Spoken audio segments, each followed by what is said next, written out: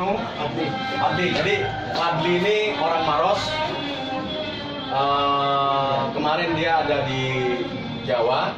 Kemudian pada saat dia di Jawa, karena stok barang di anggotanya sudah habis, dia telepon seseorang yang sudah kami kantongi datanya. Seorang itu mengantar barang sebanyak 10 gram ya.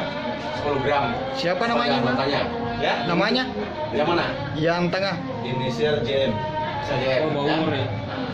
Inisial saja. Inisial. Kemudian dari JM barang itu paket kembali, dipecah dari 10 gram dibagi-bagi menjadi 11 paket ya. Berapa paket? Berapa paket? 15 paket ya? 15 paket. 15 paket. Kemudian yang 4 sudah laku. Sudah laku. Yang 4 sudah laku dijual, tinggal yang 11 paket. Nah, yang 11 paket itu tadi malam pas kami tangkap, kami amankan barang itu. Ada 10 paket. Tidak ya?